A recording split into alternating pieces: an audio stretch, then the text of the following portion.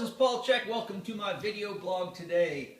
This week I'm working on the theme of how to effectively implement change in your life. So you can see part one of my three-part series is titled Embracing the Change Process.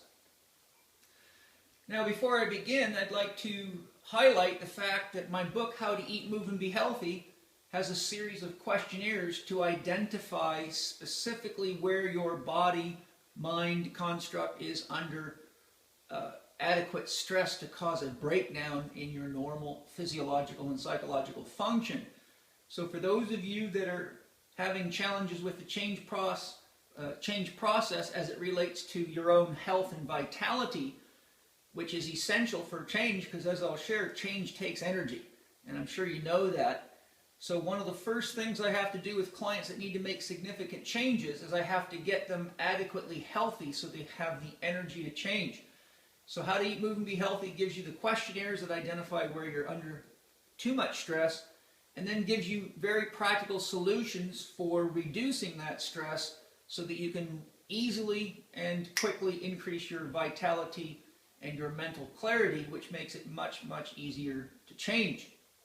For those of you that feel you have complex issues such as addiction, obesity, or disease, I take you through a very carefully guided change process with much more focus and depth than I can put on those topics in this book in my program titled The 1, 2, 3, 4 for Overcoming Addiction, Obesity, and Disease.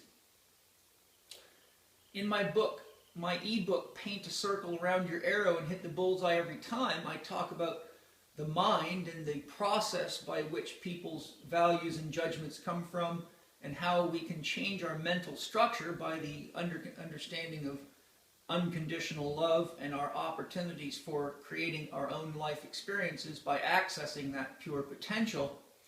And I share the concept of painting a circle around your arrow so you can hit the bullseye every time, which is a little book about how you can change and release a lot of the unnecessary stress in the change process by understanding that the world is an opportunity for all of us to express our potential as a human being. So that said, we'll get into this little program here. Now there's a number of books on change out there. I'm referring to a commonly used model with 5 steps to the change process. I've put some of those steps in a batch to make the blogs a little more efficient. So the steps commonly used in the change process as recognized today are PreContemplation, which means you haven't even begun to think about your problems yet. You're still potentially down here, which we'll talk about in a moment. Contemplation, which means maybe I do need change in my life. I'm beginning to think about it and evaluate it. And then these are all steps to preparation. So your third step in this model is preparation. Preparation leads to action, the 4th step, and then action leads to maintenance, the final step. So the action is where the change happens, but the maintenance is where you must maintain the change. And this is where a lot of people have the biggest problem. First, the biggest problem is implementing change at all. The second biggest problem is not so much taking action as much as it is taking action continuously enough to get results. For example, many make the New Year's resolution that they want to lose weight and look better, so they go to the gym. They work out for a couple of days or a couple of weeks, so they're taking action. But we all know that you have to commit enough time in the gym to stimulate the body to change for a long enough period to get changed, which is typically, in my experience, a minimum of about 8 weeks in the gym to get not only develop good habits, but see noticeable changes. You can make significant changes in 8 weeks in your body in a gym. So there has to be maintenance of the change process, including the action phase, for adequate amounts of time, or change is very elusive. So one of the common stumbling blocks people have with regard to understanding when they should change or why they should change, because as many wives will attribute to their own experiences, they often encourage their men to make changes in various parts of their lives, but feel like they're talking to a wall. Certainly some men feel that way talking to their wives, but in my experience it's usually more the other way around. So how do we know we need change? What are some of the symptoms that I see commonly as a therapist who deals with the change process every day for a living? One, you begin to meet resistance internally, or resistance within yourself and or in your relationships. So for example, you might start feeling frustrated. Why do I keep not making time to go to the gym? Or why do I keep saying I'll get home early to play with my kids, but I keep not doing it, and it upsets my wife and my kids? So we start to feel some level of internal resistance and or resistance in relationships. Now in the pre-contemplation stage, a lot of people do not feel internal resistance, but they begin to recognize resistance in relationships, and some of these other factors typically lead to contemplation. We're not getting the desired results. So whatever you're doing, whether it be in your love life, in raising your children, in your productivity at work, your income, your sense of your own values regarding your own spiritual or personal growth. In other words, if you have a certain amount that you like to grow each year, but it's not happening because you're getting distracted or you keep telling yourself you're too busy, those are examples of internal change. Or desire for change internally. So not getting the desired results. The same challenges reoccur. Groundhog Day. So you keep on dealing with the same staff challenges, you keep on dealing with the same relationship problems, your kids keep having the same problems at school, you keep dealing with the same boss challenges, you keep constantly dealing with not having enough money all the time. So whenever you start seeing Groundhog Day emerge, it's a good idea to look at, to begin going from pre-contemplation to contemplation with regard to what you really want. If this continues, a feeling of angst often leads to fear, resentment, and typically results in blaming others for your lack of whatever you're feeling is going on up here. In other words, your lack of connection to yourself or your lack of forward momentum in your own relationships.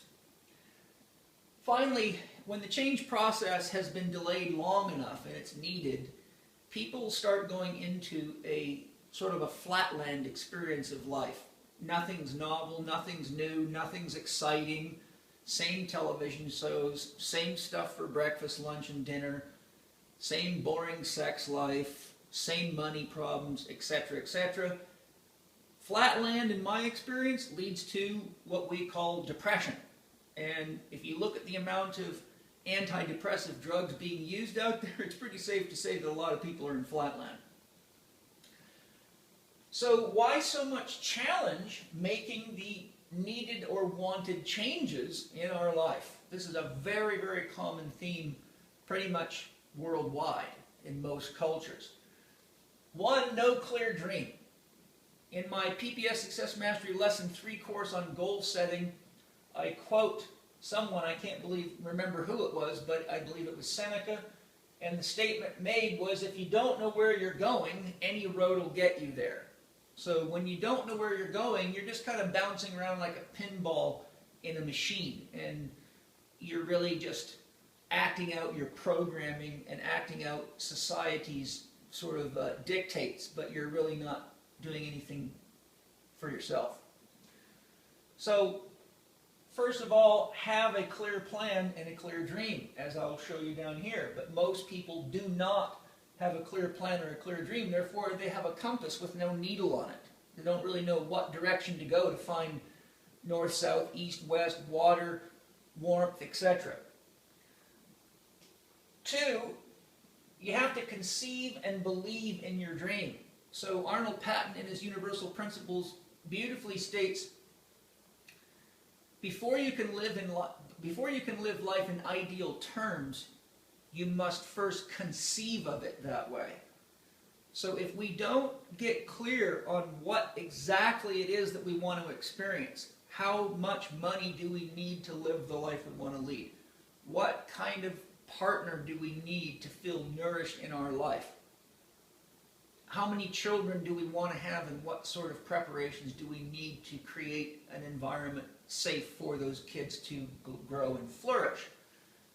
These are all the kinds of questions that we have to ask, or we really don't have any reference tool for knowing when we're off our own stated course, and we only find out that we're off course when we experience these types of experiences over here.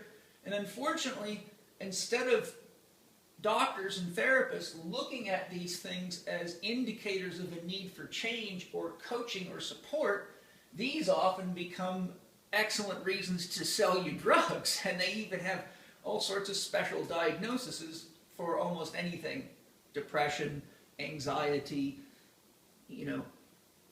coping disorders, you name it, they'll put a label on it and design a drug for you.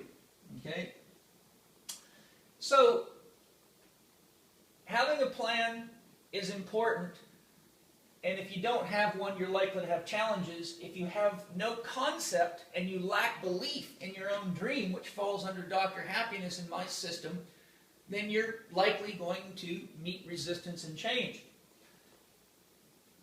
We must remember that the change process requires three key components of effective dream building. First, they're called the ABCs, but you look at them backwards, and they are clarity. You must first be very clear on your dream. Think of a dream like directions. If you're giving someone directions to your house and you're unclear, to the degree that you're unclear, the chances of them ever making it to your party or your house diminish. So if we're not clear with our dream, we don't have effective GPS coordinates to guide us, and therefore we never really know when to say yes or when to say no, and we just get ourselves stuck in pain and the six little monsters over there. So, 1, have a clear plan, conceive and believe. 3, gain clarity, believe in yourself, or you're not likely to take action. If any of these things are missing, then you run into change challenges in the preparation phase, which I've now looped as to pre-contemplation, contemplation, preparation. So the key thing in order to go through the preparation phase effectively is to look at the 4-step model that I use in my own teachings, because through my own studies and synthesis, I found that you cannot break most living processes down below this level, or you have a dangerous disablement of a living philosophy. So 4 is my 4 doctors that I teach: Dr. Happiness, Dr. Quiet, Dr. Movement, and Dr. Diet. Remember, the word doctor means teacher, but these are your inner teachers. These are your inner guides. You don't have to go anywhere to meet Dr. Quiet. You just got to hold still. You don't have to go anywhere to meet Dr. Movement. You're thinking, you're moving. You're emoting, you're moving. You're breathing, you're moving. The question is, are you doing it in a way that is dream affirmative, or are you doing it in a way that just reinforces your behavioral conditioning, largely given to you by people who did not necessarily have your dream in mind? They had theirs in mind. There's an old saying, if you're not working for your own goals, you are working for your bosses. And that perfectly exemplifies my statement that came just before it. So what do you need in order to contemplate effectively? Be aware. This gives you your pre-contemplation. If this is happening in your life, then your pre-contemplation stage is beginning to the degree you're aware. Contemplation means I got to think about it. To contemplate is to think about something. So the first thing you got to do, which I go through in great detail in PPS Success Mastery Lesson 1, far more detail than I can go through here. It's a comprehensive course on how to effectively build your dreams. We have to identify what is our dream, what are the components of a dream, which is taught in PPS Lesson 1, and what are some of the blocking factors inside of me that are stopping me from achieving my dream. How many times have I had incomplete New Year's resolutions that never manifested? Which goes back to, am I conceiving my dream, am I believing in myself, and am I taking action? So we have to get clear on the dream, which is also another way of saying concept or Gestalt. Gestalt means what are the things that must be held together as a concept for you to understand what happiness is for you, without which you have no GPS coordinates. You don't know how to create happiness. Most people, unfortunately, just wait till they're in pain to recognize that they're outside the gestalt of their happiness, because they don't have a clearly defined value system, and it is your values around what happiness is and how you create it each day that represent your gestalt. So within your concept or your schema or your gestalt of what happiness is, there must be awareness of how much quiet time and recovery you need, and how much introspection time or spiritual development you need. There must be a clear awareness of how much emoting you're doing, because that's movement at the emotional level, how much thinking you're doing, because that's movement at the mental level, and how much physical movement you're doing, which is movement at the physical level. It's important to remember that the mind feeds on thoughts. And if you feed your mind a bunch of negative thinking, it only produces the product of those thoughts. As my father used to say, you can't make chicken salad out of chicken shit. So if your head's just racing with negative ideas all day, you don't have a good source product to make dreams. At some point, you have to decide to get out of the poor me syndrome of yesterday and get into what can I do right now to make tomorrow more in line with my chosen dream. How much movement, how much quiet, and what do I need to eat and drink to fuel my change process effectively so I can make it from preparation to action and into the maintenance phase, where it becomes a way of living for me in which I do not need to think about it. Okay? So here you see my little triangle, and at the top of the triangle we have dream and clarity. We need to be clear, and we need to have our dream or our concept, or we have no way to formulate our efforts. In your contemplation and preparation phase, you look at yesterday and you contemplate what was going on over here that is now making me think about what I can do right now so that I can prepare to live my dream more effectively tomorrow. So we look at yesterday from the eyes of, did I have a dream? Was I happy? Was I getting enough quiet time, movement, or diet?